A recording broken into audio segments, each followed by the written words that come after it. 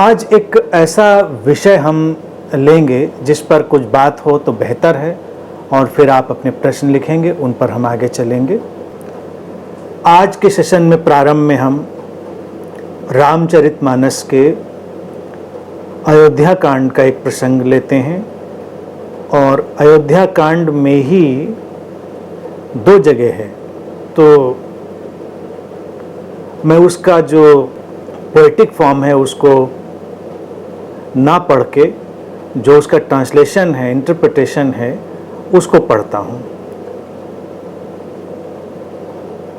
लिखा है, दया की खान चतुर भगवान रामचंद्र जी ने सब लोगों को आर्त जान लिया, और फिर जो जिस भाव से चाहता था उसकी वैसी ही इच्छा उन्होंने पूर्ण की। पल भर में लक्ष्मण सहित रामचंद्र जी सबसे मिले और उन्होंने उनकी कठोर दुख की जलन दूर कर दी। ये पल भर में हजारों से मिलना रामचंद्र जी के लिए कोई बड़ी बात नहीं है। जैसे 1 करोड़ घड़े रखे जाएं तो उन सब में एक ही क्षण में सूर्य की छाया पड़ जाती है, वैसे ही रामचंद्र जी सबसे मिल गए। और फिर सीता जी के बारे में भी यही प्रसंग है अयोध्या कांड में कि सीता जी प्रतिवेश बनाकर, यानी कई सीता होकर सब सासुओं की एक सी सेवा करने लगीं। इस मर्म को रामचंद्र जी के सिवा और किसी ने नहीं जाना, क्योंकि सब मायाएं सीता जी की माया में निवास करती हैं। और फिर उत्तरकांड में एक प्रसंग है जिसमें लिखते हैं कि सब लोगों को प्रेम से व्याकुल देखकर दयालु दुष्ट दलन रामचंद्र जी ने कौतुक किया, और यह कि उस समय उन्होंने अपने अनगिनत रूप प्रकट किए, यों वे सबसे यथायोग्य मिले। श्री रघुवीर ने दया भरी दृष्टि से देखकर सब स्त्री पुरुषों को सोच रहित कर दिया। श्री भगवान रामचंद्र जी एक क्षण भर में सबसे मिले। शिव जी कहते हैं कि हे पार्वती, इस मर्म को किसी ने नहीं जाना। ये जो प्रसंग है ना, इसको हमने आज इसलिए चुना है कि इसको समझना भी उचित है। रोचक सा प्रसंग है, सामान्य सा प्रसंग है, लेकिन इस प्रसंग को लेकर भी लोगों के मन में बहुत सारी भ्रांतियां रहती हैं और लोग उसको अलग अलग दृष्टि से देखते हैं। अगर हम देखें तो भगवान कृष्ण के जीवन में भी यही प्रसंग आता है कि रास लीला के विशेष क्षणों में वो अनेक अनेक रूप होकर सारी गोपिकाओं के साथ एक साथ नृत्य कर लेते हैं, और सबको लगता है कि वो हमारे साथ ही हैं। ऐसा ही प्रसंग इसमें रामचंद्र जी के लिए दिखाया है। तो ये जो प्रसंग है ये समझने जैसा है, लेकिन उसमें जो प्रारंभ में एक बात आई है उसी में उसका एक इशारा भी है, सार भी है, जो लिखा है कि जैसे हजारों घड़े रखे हों और सूरज का प्रतिबिंब एक साथ हजारों घड़ों में बन जाए, तो हजारों घड़ों को तो यही लगेगा कि वो एक साथ ही हमारे घड़े में प्रतिबिंबित हो रहा है सूरज। ऐसा ही कुछ राम ने किया, और कथा कहती है कि शिव पार्वती को समझा रहे होंगे। ये कंसेप्ट की तरह हर चीज़ को देखें तो वो कहते हैं कि इस मर्म को कोई नहीं जान पाता है या जान पाया। ये भारतीय दर्शन का एक बड़ा ही मधुर सा प्रसंग है। भारतीय दर्शन में हम ये कहना चाहते हैं कि जब कोई भी व्यक्ति अपने चेतना की आसमान में ऊंचा उठता है तो उसकी जो सहभागिता है लोगों के साथ वो समान होने लगती है। हम जितना नीचे होते हैं उतना ही बटे हुए होते हैं, लोगों से दूर होते हैं। सूरज का उदाहरण इसमें जो लिखा तुलसीदास जी ने बिल्कुल सटीक है।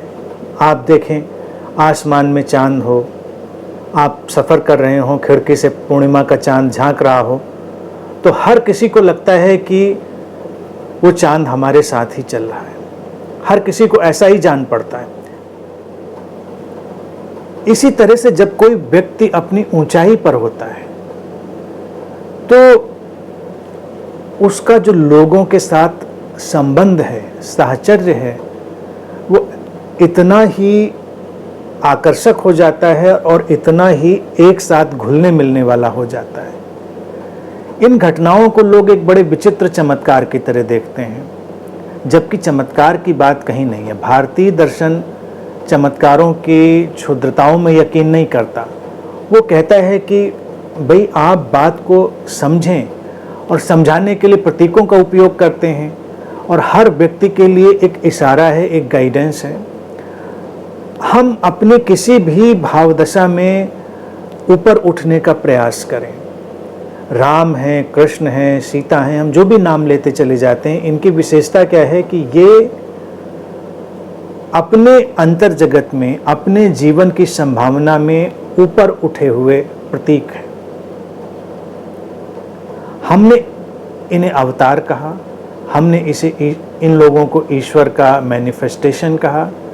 कहने का तात्पर्य यही है कि जो भी ईश्वरीय संभावना व्यक्ति की है, वो जब किसी शरीर मन में प्रकट होती है और वो ऊंचाई पर उठता है, तो जो उसका होना है वो ऐसा ही हो जाता है जैसे सूरज का प्रतिबिंब, जैसे चांद का प्रतिबिंब, और सब निकट आ जाते हैं।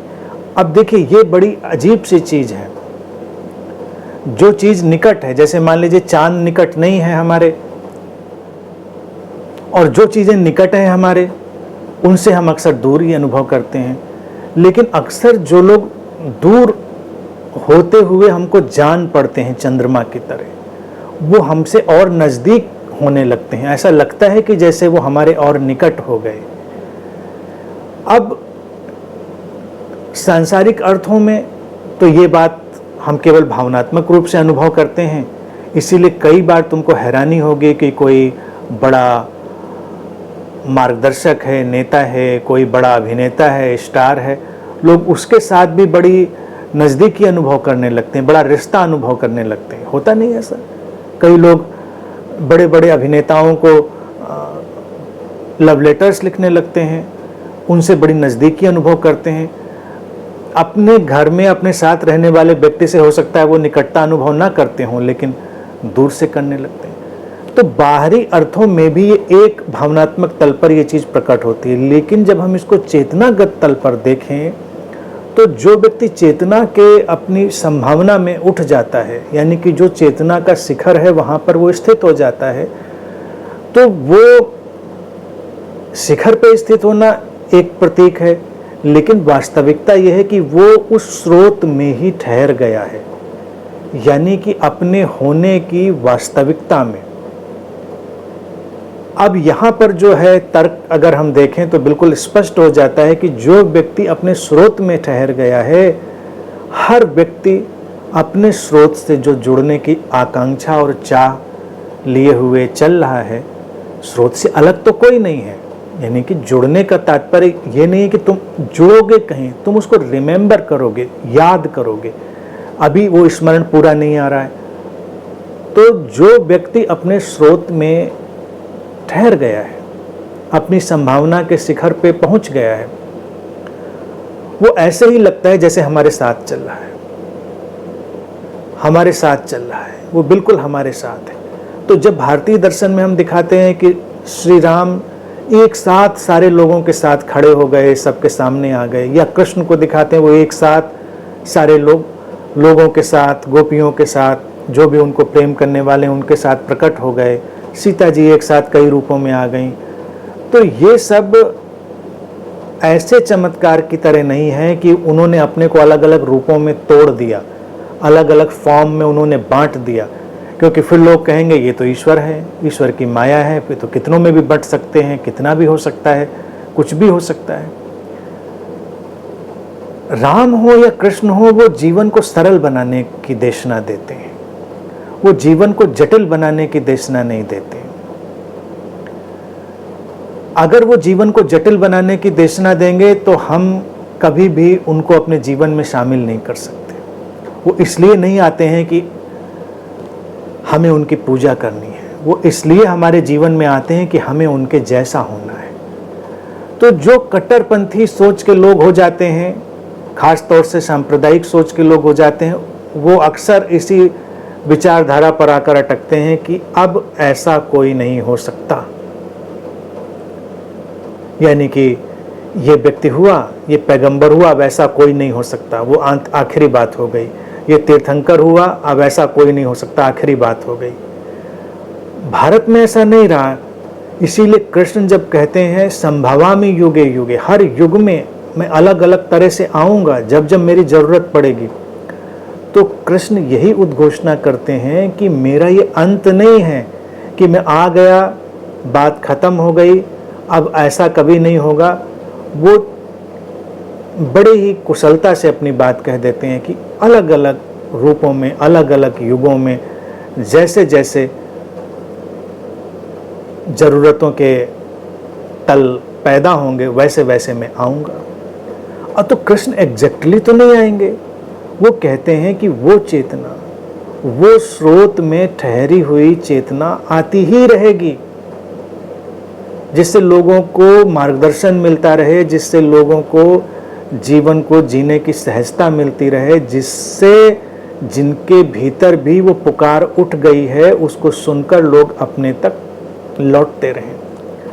तो उस अगर दृष्टिकोण से देखेंगे तो कृष्ण हो, राम हो, वो इन सारी बातों को अगर समझकर उस दृष्टिकोण से देखेंगे तो कृष्ण हो, राम हो, वो ऐसा कोई भी काम करने वाले नहीं है कि जनमानस को यानी हमें देखकर लगे कि नहीं नहीं ये हमसे तो संभव नहीं है, यानी कि हम तो वहाँ जा ही नहीं सकते, वो तो दूसरी दुनिया के हैं। तो अगर ये बात देखें तो इस बात पर लोग बहुत उनके ईश्वरीय रूप की बात करते हैं। अब ये घटना बुद्ध के जीवन में भी है, ऐसे चमत्कार की एक साथ कई कई जगहों पर वो प्रकट हो गए, अनेक अनेक अपने साधकों को उन्होंने उस तरह से दर्शन दे दिया। बुद्ध तो बिल्कुल चमत्कार के विरोधी थे, वो तो बिल्कुल प्रैक्टिकल बात करें। तो ये कथा कहाँ से, आप कथा को अगर उस एंगल से देखें कि चमत्कार जोड़ने के लिए किसी ने जोड़ा है तो वो एक अलग मसला हो जाएगा, लेकिन अगर हम उसको समझदारी से देखें तो वहाँ भी यही कहने की बात है कि जब भी कोई अपने स्रोत के स्मरण में, अपनी संभावना के स्मरण में, अपने होने के स्मरण में भरता है तो वो बुद्ध को अपने साथ पाता है, अपने निकट पाता है। ऐसा लगता है कि उन्होंने उसका हाथ थाम लिया। इसी बात के आधार पे तमाम जो धर्मगुरु आए बाद में, उन्होंने चमत्कारिक दिखने की कोशिश में बहुत सारे ऐसे उपद्रव किए और लोगों को ऐसी कहानियां गढ़ के परोस दी जिसमें लोगों को लगता है कि कभी होगा तो कृष्ण आकर मुझे थाम लेंगे, राम थाम लेंगे, कहीं बुद्ध थाम लेंगे, क्योंकि वो तो अनेक अनेक रूपों में कहीं भी जाकर प्रकट हो जाते हैं, तो ये हो सकता है ऐसा। लेकिन कथा जो राम के संदर्भ में है, बात का संदर्भ ये अनेक रूपों में प्रकट होने का जो है, इसको हमें समझना है। तो कृष्ण या राम जैसे जो लोग हैं, जो बुद्ध हैं, कृष्ण और राम, बुद्ध कृष्ण राम मैं तो सबको एक ही तरह से कहता हूँ ना, ये जागृत लोग हैं, अवतार इसलिए हैं क्योंकि संभावना इनमें उतर आई है। तो ऐसा तो कोई काम ये लोग करने वाले नहीं हैं कि लोगों को अपने से दूर कर दें, उनकी संभावना से दूर कर दें, क्योंकि पहली प्रतिक्रिया किसी की भी क्या होगी, हम तो एक बार में एक जगह पूरे नहीं हो पाते तो दो जगह कहाँ से होंगे। अब ये तो राम के लिए संभव होगा, कृष्ण के लिए संभव होगा, सीता के लिए, बुद्ध के लिए या और किसी महापुरुष के लिए। तो कालांतर में जो कथाएं ऐसी गढ़ी लोगों ने कि नहीं ये ऐसा ही था, वो ईश्वर थे इसलिए अनेक अनेक रूपों में टूट जाते, ईश्वर थे तो ऐसा कर सकते थे। हर परंपरा, हर संस्कृति में ऐसी कहानियां देखने को मिल जाएंगी जो लोगों के द्वारा गढ़ी गई हैं। भारतीय दर्शन की विशेषता ये है कि यहाँ कहानियों में कोई रुचि नहीं लेता। चर्चा कर रहे थे भारतीय दर्शन में जब इस बात को रखते हैं कि नहीं वो अनेक अनेक रूपों में टूटते हैं, तो उसको चमत्कार की तरह से तो कहेंगे ही नहीं। मतलब ये बात तो इतनी कॉमन सेंस की हमें अपने दिल में बिठा लेनी चाहिए कि भारतीय दर्शन इस जीवन को ही चमत्कार मानता है, इस क्षण को चमत्कार मानता है। तो उससे एक्स्ट्रा चमत्कार, उससे अतिरिक्त कोई चमत्कार तो वो जोड़ ही नहीं रहा होगा। अगर कहा है तो उसका कुछ और अभिप्राय होगा। इसलिए ऐसी कोई कहानी हमको नहीं बनानी है कि कोई व्यक्ति ऐसी अति मानवीय क्षमताओं वाला है कि वो ऐसा कर लेता है। अपने जीवन में खुद तुम देखो, खुद देखो अपने जीवन में कि जब तुम प्रेम की ऊंचाई में उठते हो, प्रेम की ऊंचाई में कब उठते हो? जब एक बेशर्त प्रेम, निस्वार्थ प्रेम, बिना भेदभाव का प्रेम तुम्हारे भीतर उतरता है, तो तुम जब लोगों के साथ होते हो, जितने लोगों के साथ होते हो, सबको लगता है कि प्रेम अनन्य है। एक बुद्ध के साथ, एक गुरु के साथ ऐसा ही तो लोगों को अनुभव में आ जाता है, क्योंकि अलग अलग तो सबके साथ नहीं प्रेम भाव में चल रहा है, बस वो प्रेम में स्थित है, लेकिन सबको लगता है कि ये मेरे साथ ही है, ये एक्सक्लूसिव है। और एक्सक्लूसिव के चक्कर में ही बहुत सारे झगड़े झंझट खड़े हो जाते हैं, बहुत सारा उपद्रव शुरू हो जाता है। घर में ही अपने देख लो, अगर कोई माँ एक विशुद्ध प्रेम में ठहर जाती है तो उसकी संतान 1 हो, 2 हो, 3 हो, 4 हो, अब तो कम होती हैं, पहले तो बहुत होती थी संतानें।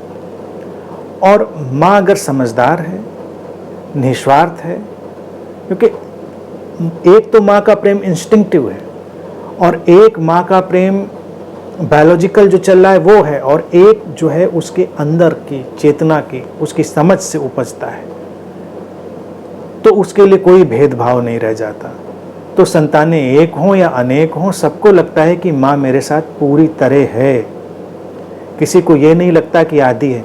आजकल तो झगड़े होते हैं घर में, क्योंकि लोगों को लगता है कि नहीं माँ उसको ज़्यादा प्यार करती है या वो उसको ज़्यादा प्यार करते हैं। फिर घर वाले लोग समझाते रहते हैं कि नहीं नहीं ऐसा नहीं है, कि हम तो सबको बराबर प्रेम करते हैं, लेकिन उनको दिखता क्यों नहीं?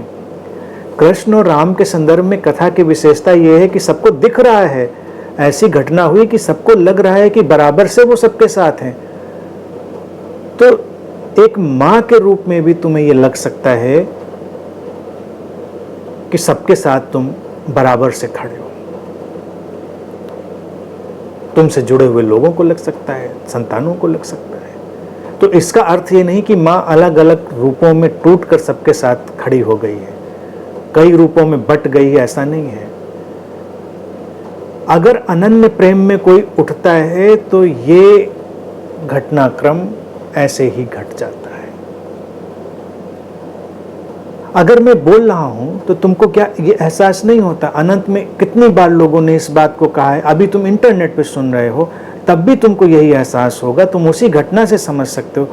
हजारों लोग ये फीडबैक मुझे आए दिन देते रहते हैं कि जब आप बोल रहे थे तो मुझे ऐसा लगा कि आप बस मेरे लिए बोल रहे हैं, आज का सेशन जैसे बस मेरे लिए था, आज का प्रश्न जैसे मेरे लिए था, आज के शब्द जैसे मेरे लिए थे, बोलते रहते हैं लोगों ने। तो क्या मैं किसी को बिल्कुल लक्ष्य करके ही बोल रहा हूँ?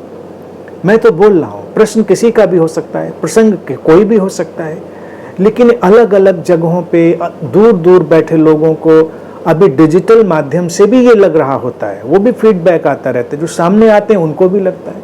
अब कितनी अजीब बात है कि नहीं, सामने इतने लोग बैठे हैं और अगर तमाम लोगों को, सारे लोगों को नहीं लेकिन फिर भी तमाम लोगों को अगर ये बात लगे कि ये तो मेरे लिए ही बात थी, आज का सेशन तो मेरे लिए ही था, आज तो अनंत श्री जैसे मेरे लिए ही बैठे थे, तो यही तो बात राम के लिए भी कही जा रही है, तुलसीदास जी ने कह दी, यही तो कृष्ण के लिए भी कह रहे हैं, यही सीता के लिए भी कह रहे हैं कि अगर आपका भाव विशुद्ध है, करुणा विशुद्ध है, प्रेम विशुद्ध है,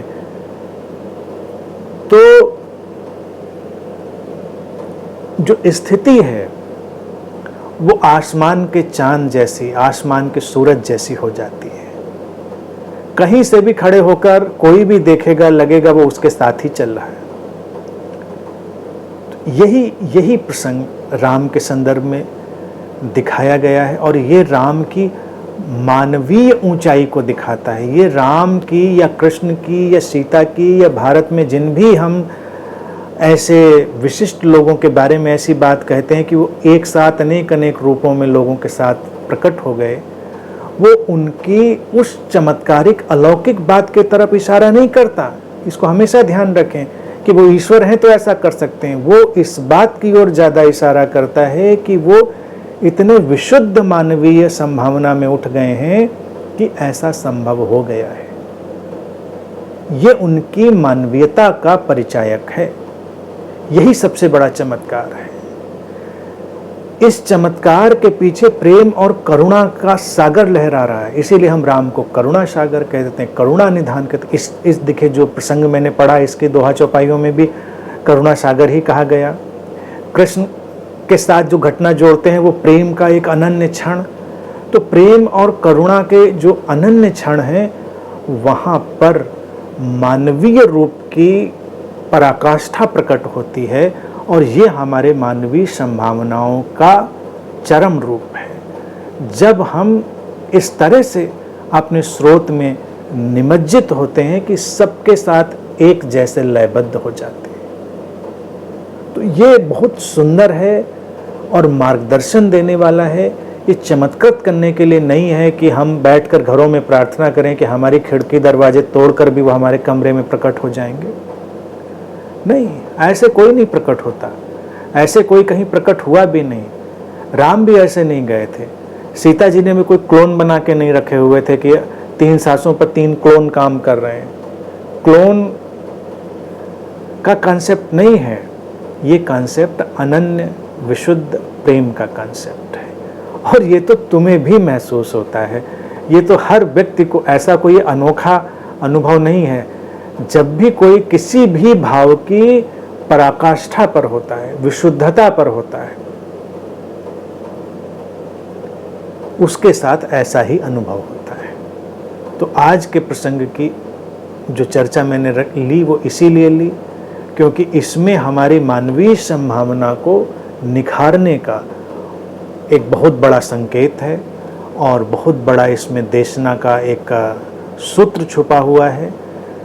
वो चमत्कारों को समाप्त करने वाला सूत्र है, मानवीय संभावनाओं के चरम पर उजागर होने का सूत्र है,